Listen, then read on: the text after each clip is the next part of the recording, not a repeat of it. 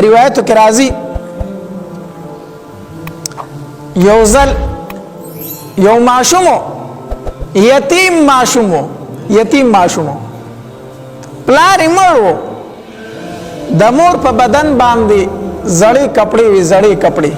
دومره زړې شوې وي چې ځای په ځای شلېدلې وي د هغې بدن ته هم ښکارېدو بچي چې د مور ته وکتل مور ته وی زما نه نور صبر نه کېږي در اوسه پورې د په بدن باندې کپړې زړې وي خیر دی مور یې اوس د کپړې وشلې دی ستا بدن ته ښکاري زه نور دا نشم برداشت کولی زه ځمه تره ته مې ووامه چې زما د مور په بدن لباس نه دی موږ له لږ صادر کپړه راکړه چې زما مور په بدن پټ کړي هغه ماشوم چې لاړو او تره ته خبره وکړه ده نو د تره د طرف نه ورسره هغه رویه وشوله هغه جواب میلاو شو چې د هغې ځای نه نامراده رووتو تره یې ورټو بدې ردې ورته وویلې په لاره باندې را روان دی او جاړي چې جاړي چاته نه تپوس وکړو بچیه ولې جاړي څه وجه ده وی په مور په بدن مې دومره زړې کپړې دي چې د هغې جسم ته ښکاري ټولې ځای په ځای شلېدلې زما د مور بدن ته ښکاري نو زه په دې امید لاړم ترله مې چې هغه به راله یو څادر راکړي او زه به په مور راواچم زما د مور بدن به پکې پټ شي خو تره مې راله کپړه را نه کړه الټه یې راته بدې ردې وویلې ویې رټلم خپه یې کړمه ځکه جاړمه په کوڅه کې په لاره کې ورته کس وایي وایي دا ستا چې کوم مراد دی ستا چې کوم امید دی دا د حرم شریف په غولي کې یو سړی ناست دی چې نوم محمد دی صلی الله علیه وسلم دا به هغه پوره کړي تا غله ورشه ستا دا مراد به هغه پوره کړي هغه ته ووایه زما په مور په بدن باندې کپړې نشته راغی دا بچی کور ته راورسېدو مور یې ورته ووي بچې څه دې وکړو مور یې تره مې ورټله کپړه یې را نه کړه بچې ما درته نه وویلې چې مزه ما درته نه وي چې هغه پسې مزه خو ته تلې نو مور یې ما ته بل ځای معلوم دی زه هلته ورځمه ما ته بل ځای چا وښو زه هلته ورځمه کوم ځای ته ورځې چا راته ووایي د حرم شریف په غولي کې یو سړی ناست دی چې نوم محمد دی هغه به ستا مراد پوره کړي ستا مقصد به پوره کړي مور یې ته نه بچیا هلته لاړ نه شي هغه خوانه ور نه شي مور یې ولې ځکه چې هغه د خلکو دین بدلی هغه د خلکو څه بدلی دین بدلی مذهب بدلی د خلکو بچې د هغه خواله لاړ نه شي هسې نه چې هغه درنه خپل دین واخلي او هغه درته خپل دین درکړي هسې نه چې ستا دین واخلي او خپل دین درله درنه کړي بچې هلته مزه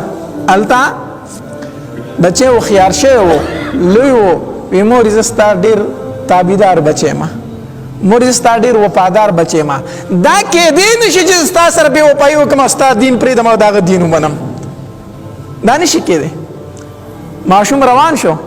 لاړو نبی علیه صلات وسلام په حرم شریف کې ناست دی د کعبې سره نږدې په بدن باندې څادر راچولی ناست دی ماشوم چې ورغې څنګه او کېناست ورته ای محمده صلی الله علیه وسلم راغلم تاله وی خبرې لرا خو مخکې نه زما دا خبره واوره ګورې ستا دین نه منم ستا دینو نه منم اول مې دا خبره واوره نبی علیه صلات وسلام چې ورته وکتل مسکی شو بچې څه له راغلی زما دین نه منې بچې مقصد دې څه دی څه غرض له راغلی دی لی ما زما د مور بدن باندې کپړې نشته زما د مور په بدن داسې کپړه پرته ده چې د هغې عورت دې ټول ښکاري راغلی مکو ته را سره څه کولی شي څه امداد را سره کولی شي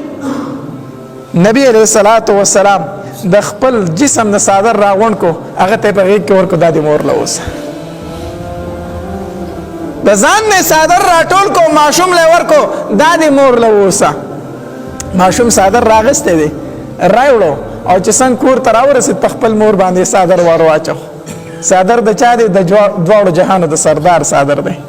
په خپل مور یې راواچو خپله مور یې پکې پټه کړه مور یې ورته وی بچیا خپل دین خو به یې درته نه درکړی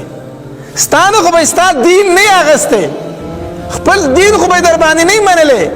هغه ورته وی نه مورې ما ورته وړومبی دا خبره کړې وه چې ګورې ستا دین نه منم وړومبی مې ورته دا شرط ایښی و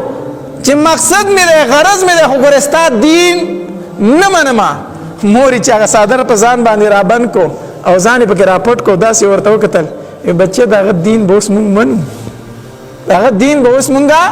منو چا چې په مونږ باندې د خپل جسم د پیغمبرۍ صادر را خور کو بچه مونږ به څنګه دغه د دین نه انکار وکړو نبی علیہ الصلوۃ والسلام مینه محبت خور کړی دی نفرت نه دی خور کړی یو خدای سرسایه واجب ولیدا نو سرسایه په شریعت کې ځکه واجب شوی دا چې په دې سره حدیث مبارک کې راځي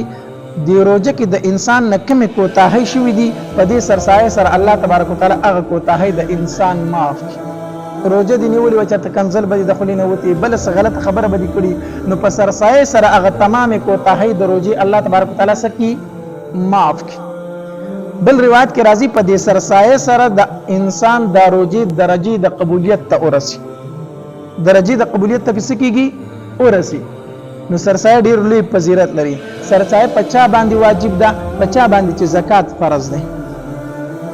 څوک چې صاحب نصاب دې زکات ورکوي دې به سرسایه هم ورکوي ها یو انسان دی غریب دی نو هغه باندې سرسایه ورکول لازمو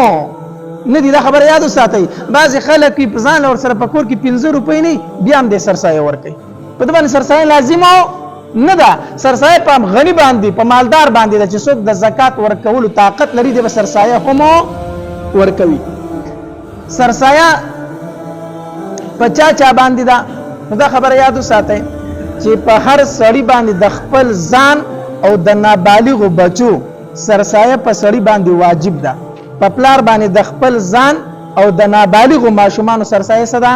د به د ځان سرسایه هم ورکوي د خپل نابالغ بچو سرسایه به هم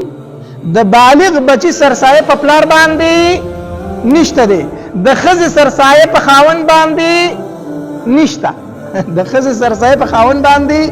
نشته د بالغ بچی سرسایه په خاون باندې په پلار باندې د بالغ بچی سرسایه په پلار باندې نشته په وری کړه خبره ده احسان به پیوږي احسان به پی په خزه باندې صرف خپل سرسایه ده په خزه باندې د بچو سرسایه نشته په خزه باندې د خاون سرسایه نشته په خزه باندې د مور او پلار سرسایه نشته بلکې صرف د خپل سرسایه ده پی کم پلاران چې په بار ملک کې پاتې کیږي سعودي کې ملیشیا کې یا بل ځای کې یا بل ځای کې هغه مسافر با خپل سرسایه او د خپل نابالغ بچو سرسایه د هغه ملک په حساب سره ورکوي په کم ملک کې چې پاتې کیږي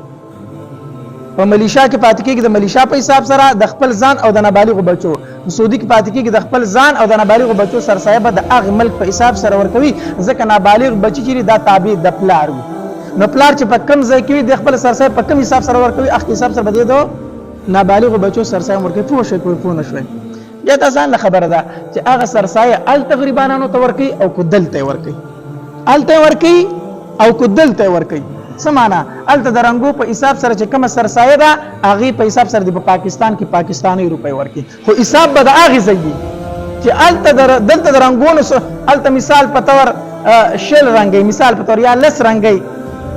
سرسایه ده نو دلته د پاکستاني 100 روپۍ جوړيږي هغه به تور کوي ښا نو دلته ورکول شي الته ورکول شي خو حساب به د هغه ملک دا یو خبره بل خبره چې سرسایه د څومره سرسایه څومره ده نو دا سرسایه چې د دې سره متعین مقدار نشي ویلې ځکه د هر ځای د غنم ریټ جدا جدا دی بعض ځینو کې غنم یو قیمت لري بعض کې بل لري خو سرسایه 2 کیلو غنم دي څومره 2 کیلو غنم هر سره د خپل علاقه کې تپوسو کې چې دا غن بیا 100 روپۍ جوړيږي زمونږ په علاقه کې سرسایه 250 روپۍ ده 100 روپۍ ده 250 روپۍ سرسایه ده بعض ځینو کې هر سره د خپل علاقه تپوسو کې 2 کیلو غنم څومره قیمت جوړيږي په هغه حساب سره د هغه ورکی د سرسایه دغه مقدار دی چاته ورکول شي پچا باندې چې زکات کیږي هغه ته سرسایه ورکول شي غریب دغه ته سرسایه ورکول شي د یو تن سرسایه په منځ باندې نیمول مناسب نه دي 200 روپۍ سرسایه ده کنه اوس دا مناسب نه دي سل یو ته ورکول کو دي کړو سرسایه او شولا د سینې سرسایه نه کیږي خو مناسب نه دي ها د یو تن سرسایه په من نیمول نه دي پکار دي 200 روپۍ ته یو تن ته ورکی باقي وسړي ډیر حاجتمند دي د ډیرو کسانو سرسایه ته په یو ځای باندې ورکول شي